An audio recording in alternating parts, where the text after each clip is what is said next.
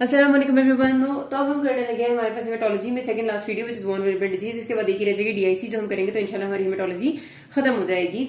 तो von Willebrand disease जैसे आप लोगों को शायद अंदाजा हो, ये बहुत आसान सी बात है। इसके बारे में हम बहुत वैसे तो डिटेल करना चाहे तो वॉन विलिबेंट फैक्टर जो है बेसिकली उसकी जब डेफिशिएंसी हो जाती है, कंजेनिटल होती है, तो उसको वॉन विलिबेंट डिजीज कहते हैं। तो उसकी बहुत सारी टाइप्स हैं और डिटेल करना चाहे तो ज्यादा भी हो सकती है, लेकिन हम उतनी कर लेते हैं जितना एटलीस्ट एग्जाम में आता है। आपने याद रखना है कि सबसे पहले पता चले कि वॉन विलिब्रेंट फैक्टर होता क्या चीज है।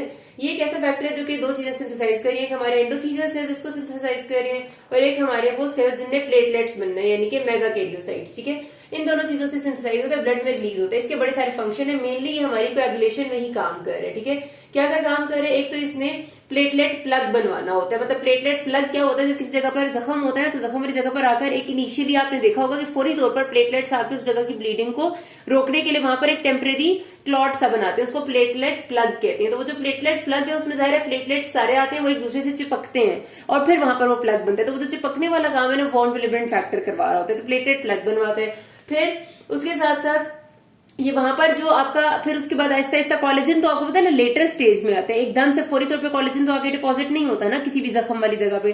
तो बाद में जब कॉलेजन में आगे डिपॉजिट होना होता है, कॉलेजन क्रॉस लिंकिंग होनी होती है, यानी कॉलेजन के बैंड्स एक दूसरे के साथ आगे जुड़ते हैं ताकि वो जगह पर एक परमानेंट, वो जहां पर जख्म हुआ था वो जगह परमानेंटली हील हो जाए। उसमें भी वॉन विलिब्रेंट फैक्टर रोल प्ले करते हैं।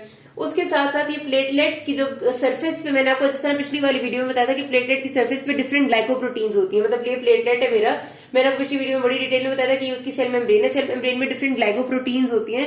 उसमें से हमने देखा था ग्लाइकोप्रोटीन 2b/3a जो है वो आईटीपी में इन्वॉल्व थी। तो यहाँ पर हम बात ये कि जो प्लेटलेट्स की मेम्ब्रेन में एक ग्लाइकोप्रोटीन 1b होती है। ठीक है, ये भी एक ग्लाइकोप्रोटीन है जो प्लेटलेट्स की मेम्ब्रेन में होती है। इस मेम्ब्रेन के साथ, इस ग्लाइकोप्रोटीन के साथ इस वॉन विलिब्रेंट फैक्टर ने जाकर इसको आइडेंटिफाई करके साथ एडहेर करना होता है, फिर प्लेटलेट्स के साथ जो भी काम होता है वो कराना होता है। तो कई बार ऐसा होता है कुछ ऐसी वॉन विलिब्रेंट डिजीज की किस्में जिसमें ना वॉन विलिब्रेंट फैक्टर जरूरत से ज्यादा इस प्रोटीन के साथ, इस ग्लाइकोप्रोटीन के साथ चिपकने लग जाते हैं। जब जरूरत से ज्यादा चिपकता है ना, तो प्लेटलेट्स की क्लम्पिंग होने लग जाती है, जो कि गलत बात है। ठीक है, मतलब ये भी एक उसका काम है। फिर एक और बहुत इंपॉर्टेंट इसका काम है कि फैक्टर 8 जो हमारे ब्लड में कैरी किया जाता है वो वॉन विलिब्रेंट फैक्टर के साथ होता है। ठीक है, मैंने आपको पिछली जब हीमोफीलिया पढ़ा था तभी बताया था। तो अगर वॉन विलिब्रेंट फैक्टर की डेफिशिएंसी होती है तो लाजमी तौर पर फैक्टर 8 भी डेफिशिएंट हो जाता है, क्योंकि ये ब्लड में अवेलेबल नहीं हो पा रहा होता। ठीक है जी, तो मतलब ये कि इसके काफी सारे फंक्शंस हैं। इन्हीं फंक्शंस के हिसाब से कि डेफिशिएंसी किस तरह से हो रही है और वो कैसे कौन सा वाला फंक्शन मेनली डिस्टर्ब हो रहा है, डिफरेंट टाइप्स इसकी दी गई है। ठीक है, हमारी बुक में आपने देखा होगा डेविडसन में एक टेबल भी है इसका, चाहे तो एक नजर देख लीजिएगा, अच्छी बात है। अच्छा, एक और बात आपने याद रखनी यहाँ पर कि एक तो हमने बात कर ली ना फैक्टर 8, हाँ वॉन विलिब्रेंट एंटीजन, वो मतलब वॉन विलिब्रेंट फैक्टर एंटीजन जो आप नाम देखेंगे, तो वॉन विलिब्रेंट फैक्टर एंटीजन बेसिकली वो चीज है जो वॉन विलिब्रेंट फैक्टर को रिलीज करवाती है ब्लड में। मतलब ये कि समझ लें एंडोथेलियल टिश्यू के पास या मेगाकैरियोसाइट्स के पास वॉन विलिब्रेंट फैक्टर एंटीजन होगा तो वॉन विलिब्रेंट फैक्टर रिलीज होगा। तो अगर आप इसका नाम पर लिखा हुआ सुने ना कि वॉन विलिब्रेंट फैक्टर एंटीजन है, तो इसका मतलब ये है कि कितनी एबिलिटी है हमारी बॉडी के सेल्स के पास टू प्रोड्यूस वॉन विलिब्रेंट फैक्टर। ठीक है, और जाहिर वॉन विलिब्रेंट फैक्टर खाली अगर लिखा हुआ उसका मतलब है कि कितना अवेलेबल है इस वक्त वॉन विलिब्रेंट फैक्टर जो कि काम कर रहे हैं। ठीक है, यानी उसकी एक्टिविटी कितनी है। तो हम इसके बाद जाहिर सी बात है कि अब देखा जाए अगर तो क्लॉटिंग में एक तो एक प्लेटलेट्स को इन्वॉल्व है ना, मतलब ब्लीडिंग का रोकने में इन्वॉल्व है। ठीक है, मेनली अगर देखा जाए तो जाहिर जहां पर प्लेटलेट प्लग बन रहे वहां पर ब्लीडिंग रुक रही है। तो अगर प्लेटलेट प्लग नहीं बनेगा तो ब्लीडिंग प्रोलॉन्ग हो जाएगी। तो एक तो इसकी कमी की वजह से आपकी ब्लीडिंग टाइम जो है वो इंक्रीज हो जाता है। दूसरा, फैक्टर 8 के साथ इसका बहुत ताल्लुक है, ये नहीं हुआ तो फैक्टर 8 खराब होगा। और मैंने आपको पिछली वीडियो में हीमोफीलिया में ये बात बड़ी अच्छे से बताई है कि हमारे जो दो पाथवेज हैं, एक इंट्रिंसिक पाथवे है और एक एक्सट्रिंसिक पाथवे, उनमें से जो फैक्टर 8 आपका इन्वॉल्व हो रहा है वो इंट्रिंसिक पाथवे में है। तो इसका मतलब है कि अगर वॉन विलिब्रेंट फैक्टर की वजह से फैक्टर 8 में नहीं अवेलेबल, तो इसका मतलब इंट्रिंसिक पाथवे खराब होगा। और इंट्रिंसिक पाथवे को हम हमेशा असेस करते हैं एपीटीटी से, एक्सट्रिंसिक को पीटी से। ठीक है, तो इसका मतलब ये है कि वॉन विलिब्रेंट फैक्टर डेफिशिएंसी होने में हमारा एपीटीटी ही प्रोलॉन्ग हो जाएगा। यही बातें वो जिनसे आपने डायग्नोज करना। आपके पास सिनेरियो दो तीन तरह के आते हैं हमारे पास, या ये होता है या हीमोफीलिया होता है, और आपको ये चीज याद होगी तो आपके लिए कोई मुश्किल नहीं होगा। मैंने आपको जैसे बताया था कि खाली ब्लीडिंग टाइम इंक्रीज हो जाए, बाकी सब नॉर्मल है। तो मसला कहां पर है?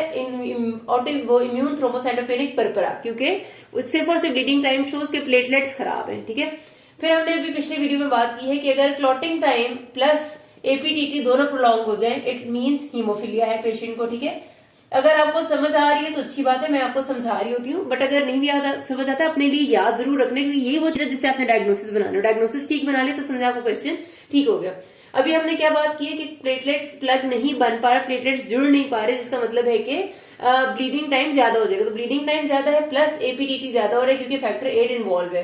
तो इसके रिजल्ट में क्या हो गया, वॉन विलिब्रेंड डिजीज। ठीक है, उसके बाद क्या चीज होती है चौथी, वो भी अगली वीडियो में आपको पढ़ाऊंगी। उसमें सब कुछ प्रोलॉन्ग हो जाता है, ब्लीडिंग टाइम भी, पीटी भी और एपीटीटी सब प्रोलॉन्ग हो जाता है। वो होती है हमारी डीआईसी, डिसेमिनेटेड इंट्रावेस्कुलर कोएगुलेशन, वो अगले में पढ़ेंगे। तो ये बातें आपने ना याद रखनी है। ठीक है, अच्छा बहरहाल तो इंट्रिंसिक पाथवे तो मतलब इसके एपीटीटी प्रोलॉन्ग होगा। तो इसका मतलब इसका हम जब पेशेंट हमारे पास प्रेजेंट करेगा, अच्छा इसकी जो बहुत सारी टाइप्स है ना, उनमें अगर आप देखें तो एक आपको लिखी हुई मिलेगी कि वो वाली टाइप है जिसको हम कहते हैं जैसे 2A डिजीज, जिसमें बेसिकली जो प्लेटलेट्स को एडहेयर कराने वाला इसका फंक्शन है ना वो खराब हो जाता है। मतलब बहुत सारे जीन पे बहुत सारी जगह पर म्यूटेशन आ सकती है ना, तो वॉन विलिब्रेंड फैक्टर का वो वाली म्यूटेशन आती है जीन पे जो कि खासतौर पे प्लेटलेट वाले फंक्शन को इफेक्ट करती है। तो इसमें सिर्फ आपका प्लेटलेट्स वाला फंक्शन खराब होगा, जो कि फैक्टर 8 वाला फंक्शन ठीक रहेगा।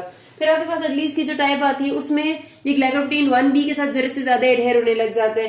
फिर इसकी एक टाइप आती है जिसमें 2N उसको कहते हैं, फैक्टर 8 जो है वो उसके साथ बाइंडिंग वाला फंक्शन खराब हो जाता है। फिर इसकी एक और टाइप आती है जिसमें वॉन विलिब्रेंड फैक्टर के मल्टीमेरिक स्ट्रक्चर्स कहते हैं ये लोग के, वो खराब हो जाते हैं, उसको 2M कहते हैं। ठीक है, तो ये 1 मैंने आपको बताई, शायद 2 बताई है, 2A और 2B बताई, 2A और 2B दोनों बताई हैं। तो बार एक टेबल में एक दफा देख लेना, कभी बहुत ही रेयर होता है कि इनमें से कोई एमसीक्यू आ जाए, लेकिन फिर भी देखना अच्छी बात है। अच्छा, इन्वेस्टिगेशंस में अगर आप लिखते हैं जनरल, तो जनरल में आप वैसे करा लें पेशेंट की ब्लड सीपी करा लें, क्योंकि उसमें आपको कोई प्लेटलेट्स की काउंट कम नहीं मिलेगा, वो जरूरी है। ठीक है, ब्लड सीपी में आप थ्रोम्बोसाइटोपेनिया नहीं होगा, और उसके साथ आप इसकी करा लें पेशेंट की ESR और CRP, वो भी नॉर्मल मिलेंगे। फिर आपकी कोएगुलेशन प्रोफाइल आती है, पीटी नॉर्मल है, ठीक है, एपीटीटी प्रोलॉन्ग है, ब्लीडिंग टाइम प्रोलॉन्ग है, एंड क्लॉटिंग टाइम नॉर्मल है आपका। अच्छा, serum von Willebrand factor levels कराएंगे तो जाहिर सी बात है ये बहुत ज्यादा डिक्रीज आएंगे। फैक्टर 8 के लेवल कराएंगे, डिक्रीज आएंगे। फिर आपके पास एक चीज होती है, मैं इसका बताती हूँ कि ratio of von Willebrand factor activity to antigen. इसका मतलब ये है कि कितना वॉन विलिब्रेंड फैक्टर है जो इस वक्त अवेलेबल है और कितना उसका एंटीजन हमारी बॉडी में प्रेजेंट है जो कि वॉन विलिब्रेंड फैक्टर को नया बना सकता है। तो एक्टिविटी का जो इसमें हमारे पास इस प्रॉब्लम में वॉन विलिब्रेंड डिजीज में मेनली एक्टिविटी कम हुई होती है ना, असल में तो मतलब नहीं अवेलेबल होता। तो ये वाली जो रेशियो है ये बहुत ज्यादा डिक्रीज हो जाती है, 0.7 से कम हो जाती है। ठीक है, मतलब हम अगर ऊपर लिखेंगे इसको और नीचे लिखेंगे डिनोमिनेटर में एंटीजन को, ये वैल्यू बहुत डिक्रीज हो चुकी होती है, तो इसका मतलब है कि रेशियो कम हो जाएगी, तो काफी कम हो जाती है। और एक टेस्ट होता है हमारा राइपा। राइपा बेसिकली स्टैंड्स फॉर, राइपा का स्टैंड तो मुझे याद नहीं आ रहा, लेकिन ये होता है टेस्ट के प्लेटलेट्स के साथ, जिसकी प्लेटलेट ग्लाइकोप्रोटीन 1B के साथ जिसने जोड़ना है ना, उसके फंक्शन को चेक करने के लिए होता है कि वॉन विलिब्रेंड फैक्टर प्लेटलेट की ग्लाइकोप्रोटीन 1B के साथ कितना अच्छा जंक्शन बनाते हैं। ठीक है, तो ये उसके लिए आप टेस्ट कराते हैं राइपा वाला। एंड देन ये भी जाहिर सी बात है कि डिपेंड करता है कौन सी टाइप का वॉन विलिब्रेंड डिजीज हुई है। अगर ऐसी टाइप की है जिसमें ये फंक्शन उसका खराब है तो ये वाला आपका राइपा टेस्ट पॉजिटिव आ जाएगा। ठीक है, अब मैनेजमेंट में इसकी ये है कि हमने देना होता है सबसे पहले पेशेंट को, कोशिश हमारी होती है कि हम जो अंदर हमारा एंटीजन अवेलेबल है उससे मजीद वॉन विलिब्रेंड फैक्टर रिलीज करा लें जिस तरह भी हो सके। मैंने आपको पिछली वीडियो में बताया था कि desmopressin which is similar as vasopressin जो होता है हमारा, जो कि बेसिकली एंटी डायरेटिक हार्मोन जैसी एक चीज है, इसका बड़ा एक फंक्शन है कि ये वॉन विलिब्रेंड एंटीजन में से वॉन विलिब्रेंड फैक्टर रिलीज करवाता है। मैंने आपको हीमोफीलिया में भी बात बताई थी। ठीक है, ये वॉन विलिब्रेंड फैक्टर रिलीज करते हैं। तो हम ये जब पेशेंट्स को देते हैं ना तो बहुत सारे पेशेंट अच्छा रिस्पॉन्स कर जाते हैं, क्योंकि इसकी वजह से जो भी अंदर मेगाकैरियोसाइट्स के पास एंटीजन होता है वो फैक्टर को रिलीज करता है, और ब्लड में जब फैक्टर आएगा तो उतना ही हमारी पेशेंट के जो फीचर्स है वो खराब हुए वो बेहतर हो जाएंगे। अच्छा, क्लिनिकल फीचर्स मैं बताना भूल गई, तो पेशेंट इसमें भी आपके पास हेमरेजिक मैनिफेस्टेशन के साथ प्रेजेंट करता है। ज्यादातर ये होता है मेनोरेजिया की हिस्ट्री होती है, रिकरेंट एपिस्टैक्सिस की होती है, या फिर ये कि ट्रॉमास के बाद इजी ब्लीडिंग और लंबे अरसे तक ब्लीडिंग है, या कोई सर्जरी हुई है तो ब्लीडिंग रुक नहीं रही। जैसे हमारे पास बहुत कॉमनली सिनेरियो आता है कि पेशेंट प्रेजेंट किया कि टूथ एक्सट्रैक्शन के बाद खून नहीं रुक रहा, चेक किया गया है तो उसकी ये दोनों चीजें प्रोलॉन्ग आई है। ठीक है, आप बताएं क्या है, बस इतना सा सिनेरियो आ जाता है। तो ये हेमरेजिक मैनिफेस्टेशंस ही है, इसमें कोई बहुत डिफरेंट नहीं है बाकी चीजों से, डायग्नोसिस इसकी बेसिस पे होगा। ठीक है,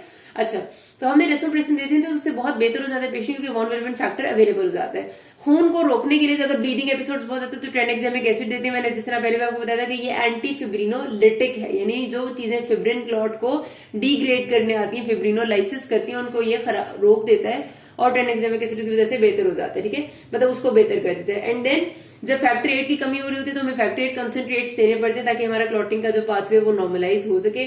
वॉन विलेब्रेंट फैक्टर की जो अलग से इन्फ्यूजन है ना वो बहुत ही कम की जाती है, बहुत ही रेयर होती है। कोशिश की पेशेंट्स इन्हीं चीजों से ठीक हो जाए because it is very costly and very less available. तो यहाँ पर खत्म करते हैं, किसी कोई मसला के नाम में। Thank you.